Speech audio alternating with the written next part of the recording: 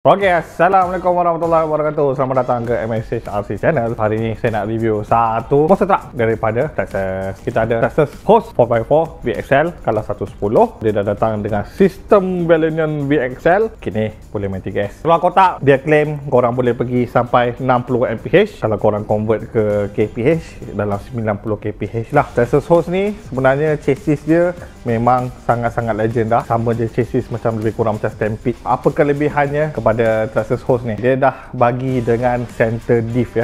Dia dah tak pakai clutch pun, dia dah bagi center diff. Kereta ni memang senang wheelie, saya bagi tahu, dan dia dah sediakan wheelie bar kat belakang. So dah integrated kepada bumper belakang, dia ada wheelie bar. Kereta ni korang boleh tambah dengan lampu, dia ada kit dia, tak ada masalah. Dia akan tukar bumper dia lah kalau korang nak tambah. Kereta ni dia dah ada waterproof punya receiver box. So korang tahulah, kereta ni korang nak main kat air, boleh main dengan aman, tak ada masalah. Korang boleh lalu kat air, korang nak renang sikit, tak ada masalah. Dia bagi tayar Sledgehammer, dan juga shock diorang ni shock yang sangat lembut lah. Memang lembut untuk lompat-lompat, tak ada masalah. Next, dia ada bahagi remote TQI dengan teknologi TSM lah. Dia ada gyro lah dalam dia punya remote tu. Okay, macam saya cerita tadi, dia adalah waterproof.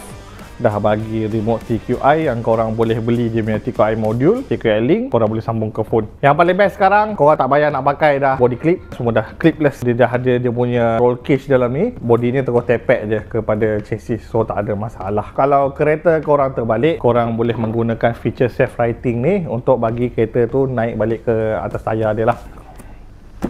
Kereta ni masih boleh di-upgrade lagi. Macam contoh shock dia, korang boleh masuk shock GTR. Dia punya bateri, of course kita akan recommend masuk bateri Xeon lah. Kalau korang nak dapat Traxxas Host ni, boleh datang ke MSH hari ni. Kita juga ada promo ya. Kalau korang nak dapatkan kit ni, boleh DM admin cepat-cepat. Kita juga boleh postage ke seluruh negara, dan kita juga menyediakan SP untuk korang.